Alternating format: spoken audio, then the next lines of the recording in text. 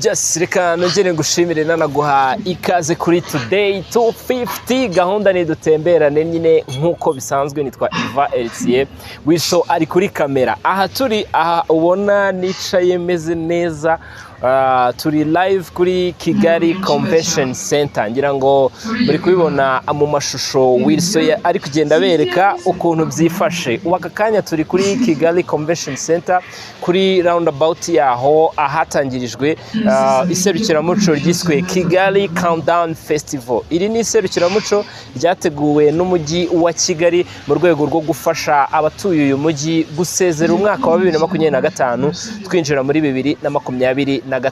Ni rushani festival zamara iminsi 10 ibera hano muri iyi mbuga yo kuri Kigali Convention Center. Kabazajya haba hari ibikorwa bigiye bitandukanye bikazaba hakorwa ibikorwa bigiye bitandukanye bijyanye nyine no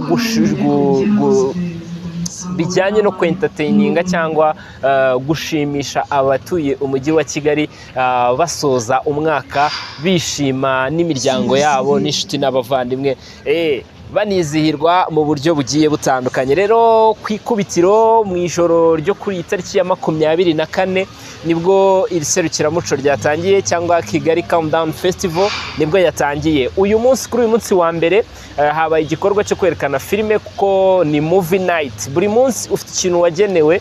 Uyu munsi wa mbere rero ni umunsi wari wagenewe filime, ni umunsi wa movie night aho herekanwe filime y'abanyarwanda n'ubundi yakozwe na Zacu Entertainment. Iyi niyo company niyo kompanyi navuga mu Rwanda ihagarariye izindi zikora filime kuko niyo ihetse aba film makers benshi ba hano mu Rwanda. Musanzwe muyizi cyane, ni nayo ifite n'ira televiziyo yitwa Zacu. Rero abangaba bakoze filime ijyanye na Christmas.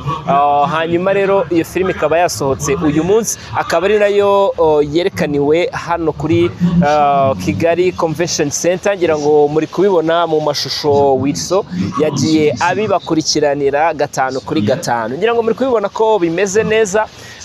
Abantu ni benshi, ntabwo baraba benshi cyane, ariko ibigaragara cyo nuko bahari kwitabira. Ubwitabire burashimishije, ngira ngo murimo no kugenda mubibona mu mashusho. My friend, aha ni Kigali aha ni Kigali. Aya mashusho muri kubona ni muri ya mbuga ya Convention Center, ni imbuga iri imbere ya Convention Center. Ngira ngo murabona ukuntu hameze neza cyane, haratunganyijwe, hashyizwe ku rwego mpuzamahanga. Nababwiye ngo aha hantu ntago ari ubwa mbere tuhaje cyangwa ntago ari ubwa mbere tubatembereje kuri Today 250, ariko buri uko tuhaje haba hari agashya, haba hari ikintu gitandukanye nicyo wari usanzwe uhazi. Ngira ngo uri kubona ayo mazi ukuntu ari kuzamuka. Ibi bintu ntago bisanzwe, ibi ntago bisanzwe. Kigali tubimenyereye mu mijyi yateye imbere ku mugabane w'Iburayi, muri Amerika n'ahandi mu bihugu byagiye bitera imbere. So natwe iwacu byarahageze.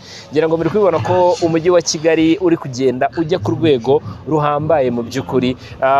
Iki ni kimwe mu bikorwa remezo twavuga biri gukurura abantu benshi, biri kwishimirwa na benshi, biri kwitabirwa na benshi. Ngira ngo muri kubibona ko abantu bari kuza kwifotoreza hano, abantu bitabiriye ku bwinshi gutangira umunsi wa mbere wa Kigali Countdown Festival. Ku munsi wa kabiri w'ejo azaba ari kuri Noheli nyirizina. Umunsi w'ejo wagenewe family, ni family day, imiryango. No kuvuga ngo musohokane imiryango yanyu ejo ni kuri Noheli, mumaze gusangira mu rugo, mumaze gusura inshuti n'abavandimwe no kuganira. Ku mugoroba muzanyarukire hano kuri Convention. Kigali Countdown Festival izaba ikomeje, azaba ari umunsi wa family. Hari ibikinisho by'abana birimo gutunganywa, ibikinisho by'abana, ice cream, bya bindi bya painting bashushanya abana mu maso, n'ibindi byinshi bigiye bitandukanye birimo biragenda bishyirwa hano kugira ngo iyi minsi 10 yo guherekeza 2025 dutangira 2026 izaba ari iminsi y'uburyohe, y'ubudasa ku batuye n'abagenda mu mujyi wa Kigali bose bose muratumiwe buri mugoroba rwose muzajye muba muri hano. Kwinjira ntago bihenze cyane, kwinjira ni 1,000 ku bana n'amafaranga 2,000 ku bantu bakuru. Mu by'ukuri ugereranyije n'ibindi bitaramo cyangwa n'ahandi hantu tujya abantu mukunda gusohoka, mugereranyije n'ibiciro biba bihari nta hantu bihuriye n'ibyo ngibyo.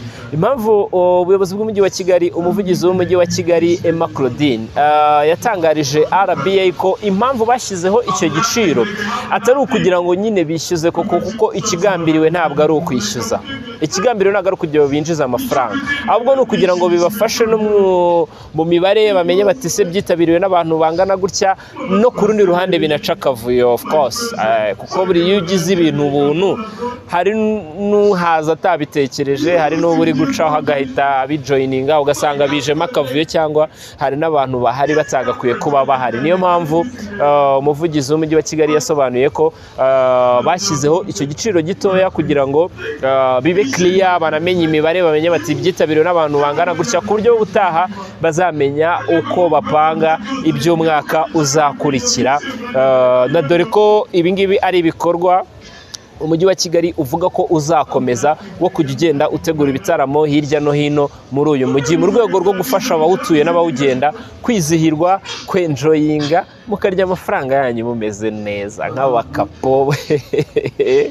Niko biba bimeze, nta mpamvu yuko uba ufite amafaranga umwaka urarangiye uri kujya kuyarira mu duhegeni ku kabotike kwa Murokore. Yego aho naho ugomba kuhaciringira kubera ko nta hantu hawe, ariko nyine ugomba no kunyuzamo ukahava ukagenda n'ahandi ahantu nk'aha ngaha n'ahandi hirya no hino haba hateguwe mu rwego rwo kugira ngo bafashe abanyarwanda n'abatuye umujyi wa Kigali by'umwihariko kwizihirwa n'ibi birori cyangwa iyi minsi mikuru isoza umwaka. Rero tubabereye hano kuri convention, turahababereye, twababwiye ko iyi minsi 10 yose tuzagerageza uko bizadushobokera tukajya tuba tuhababereye turi kubereka uko biri kujya mbere. Ngira ngo namwe muri kugenda mubibona muri ayo mashusho Wiso ari kugenda berekanye, ngira ngo muri kubona ko ari ibintu byiza mu by'ukuri. Mubona ko abantu bahari bishimye, abantu bahari barizihiwe, banezerewe. Hari screen nini yateguwe niyo bari kureberaho filime, nayo muri kubibona. Noneho ikintu gishimishije kuba herekanwe filime y'Abanyarwanda, nabyo ni ikindi kintu cyo kwishimira, kandi twavuga ngo ni igitekerezo cyiza cy'umujyi wa Kigali. Mbibutse ko ku itariki ya 26 nabwo tuzaturi hano, ku itariki ya 27 hazaba hari Jen's Comedy, aba basore b'abanyarwenya basetsa abantu muri Jen's Comedy. Ku itariki ya 27 bazaba bari gusetsa abantu hano kuri Kigali Convention Center. Nyuma yaho hazaba hari igisope, nyuma y'igisope hari umupira, hari umunsi tuzarebera imikino y'igikombe cya Afurika hano, ndatekereza ni ku wa gatandatu nimba ntibeshye, gutyo kuzageza ku itariki ya 2. Ku itariki ya 2 ho ni umunsi wo gusoza, ni umwihariko w'uko hazaba haje aba DJ bagiye batandukanye baturutse mu tubyiniro hafi ya twose dukomeye muri Kigali, bazaba bahuriye hano umunsi wa nyuma bawise turi outside Kigali, turi outside, mwese muzaze twenjoying. So turahababereye, turahabakurikiranira ibiri kuhabera 5/5 n'ibidukundira, tukabona ibyamamare bitandukanye biri hano cyangwa abayobozi batandukanye aba ku rwego rw'umujyi bashobora kutuvugisha, nabo turabavugisha, nimugire ikibazo rwose. Nicyo twiyemeje, niyo mpamvu turi hano umugoroba ubanziriza Noheli, nuvuga ni ijoro rya Noheli. Igitaramo cya Noheli twakivuyemo, twita tuza hano kuri Convention Center kugira ngo tubakurikiranire uko bimeze. Ngira ngo Wiso ari kugenda bibereka mu mashusho ukuntu hameze. Mu by'ukuri ni ibintu byiza, ni ibintu byo kwishimira. Reka tubareke mwenjoyinge, ariko turahari n'ubundi. Twitwa Today 250. Wowe waba utubonye uyu munsi, reka nkubwire ngo ntugende udakoze subscribe. Kora subscribe aho hasi, ubundi ibiganiro byose tuzajya dushyiraho uzajya tubibona 5/5. Reka nkubwire iki kintu, iyi niyo channel wari usigaje gukoraho subscribe, ubundi ugahita uba umusirimu byuzuye.